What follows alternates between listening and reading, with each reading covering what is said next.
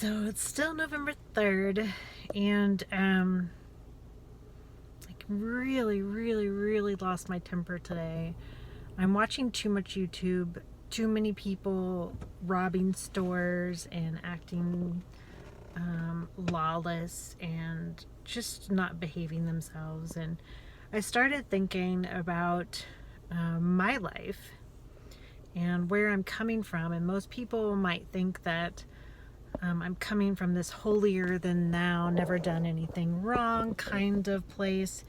And I'm not. I'm actually coming from a place of where I've done everything wrong. And it cost me so much. I can't even tell you how much it cost me. Um, was I redeemable? Yes. Was I able to pull myself out of the gutter? Yes, I was. But the cost of being in that gutter for the length of time that I was in that gutter was devastating. And trying to keep people from doing the same thing that I did, or worse, or doing things that are going to cost them dramatically. I just don't know what to do.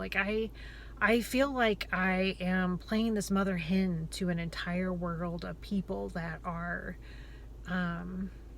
literally making so many mistakes that's going to cost them. When you throw a pebble in the lake, the reason that we do that with you is to show you the ripple effect of what happens when you do that. The ripples that are going to happen because of your behavior are long stretching. When you sell people's information that they give you in private, when they trust you as a retailer to take their information and you sell it, when you do these little tiny things that you think are okay, but that you wouldn't want done to yourself, I can't keep you from experiencing the ripple effect of your own behavior. What I can do is try and tell you that when you throw that rock, you better be aware of all the ripples that are going to happen because of it. And I'm telling you that you may have started selling people's private information years ago, and it's just now coming back to your doorstep. We have boomerangs for this reason. We have all of these things in our environment to try and teach you that your behavior has huge consequences. And I'm not talking about little consequences. You think that your society is safe, but when you do something wrong and you spread it on TV and that behavior spreads to a society, and that society then becomes corrupt, you start to see all of those things that made life good and worth it disappear.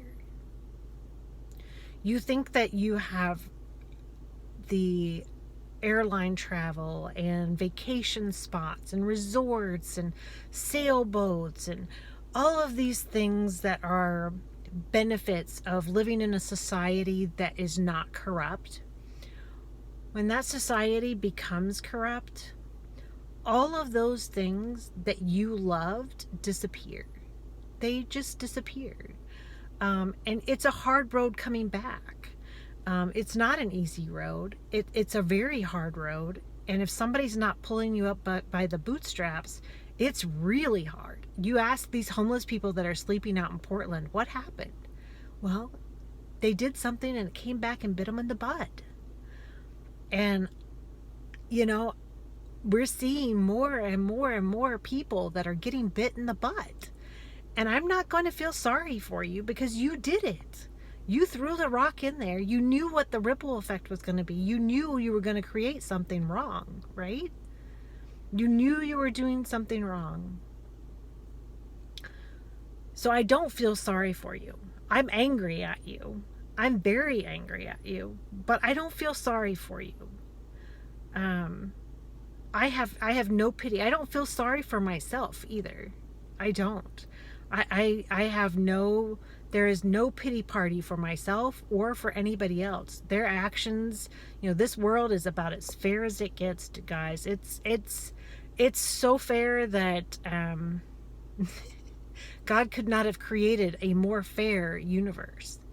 And when you participate in a society and you don't actually do the work of making sure that the people around you are doing the right thing, when you pull out your camera and watch somebody steal from a store and all you're going to do is record it, and the store's not going to lock down the doors to keep those people in there, I'm sorry, but you have to do the work. We got respect in the 1940s and 50s as parents because we were working our butts off to make sure that those children were walking out that door in their suits and their dresses and all dressed to the hilt, and they were prepared to do their best. They were prepared to reach their max potential. Your job as a society and as a person and a mother and a teacher and a police officer is to make sure that the people around you are reaching their potential. That's your job. That's your job. As an employer, that's your job. How do I have these people reach their potential? What is it that I need to do for me? What kind of person do I have to be to make sure that the people around me are reaching their potential? Right? It's not about, well, you know what, you don't gotta wear nice clothes anymore to church. We just want you to come and do your tithing. We don't care about that anymore.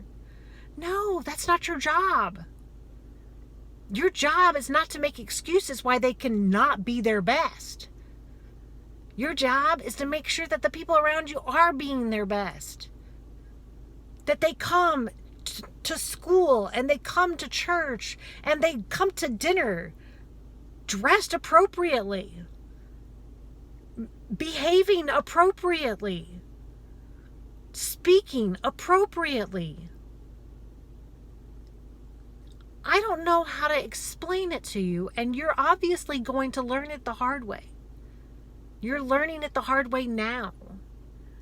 But you are important, but only when you're reaching your potential. When you're not reaching your potential, you're trash. You're trash. I'm sorry. You're something that we have to sweep up. You're something that we have to take care of, that we have to find a place for.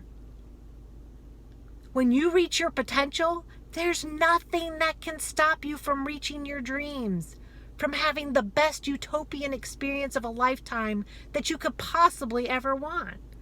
You live in a country where you determine who you want to be. You have that gift. And when you turn out to be crap, and you tell me that's what you wanted to be, you wanted to be a drug dealer, a drug user, you wanted to sit and do nothing? I'm sorry, but and it's not going to work that way. You're not going to get what you thought that you were going to get when you behave differently from the people that got what they wanted. You're not going to get the same thing. Your stores aren't going to have the same kinds of clothes. The prices aren't going to be the same. Your service at the airport, it's not going to be the same. You people that are upset about the way things are going, you should be upset. Those people that you're calling Karens, that's your lifesaver. That's that thing that they throw out into the water. That life ring. They're the people that are saying, no, you're not going to go off the road. I'm not going to let you go off the road. I'm not going to let you be trash. I'm not going to let you behave in a manner that is unsuitable to you and society. Because I care about you. I love you enough that it makes me passionate. It makes me angry. It makes me filled with passion. It's not bullying you. It's not being hard on you. It's saying, here's a line. If you cross it, the consequences are going to be catastrophic for you. And I will not tolerate you crossing that line. The next time you call somebody a Karen, shake their hand and thank them for caring about you enough to stick up for you. And to stick up for you and the consequences that are about to come because of whatever you're doing that made them upset. That's the person that cares about you the most. That's the person that loves you the most. That's the person that's willing to act like an idiot to make sure that you don't cross a line. That's what a Karen is. Normal, beautiful American name. Built on so much. And that person is willing to make an idiot of themselves to keep you from making an idiot of yourself. In fact, by you calling them Karen, you start to look like a hero. That's what a Karen did for you. She brought you to your senses so that you were the one that had the sense of mind to say what's going on. You love the Karens out there because those are the people that are going to go to bat for you to make sure that the consequences of your actions are good, to make sure that your actions are ones that are going to have repercussions that you're going to invite into your life because they are wonderful. I hope and I pray that you guys turn this around. But I don't have faith in you anymore. I'm losing my faith in you. I don't know if you can do it. I think that you're in the middle of an anaphylactic reaction and I don't know if you're going to pull out of it. I want to scream, breathe. Please breathe. Show me that you have life, but you're not doing it. Please breathe.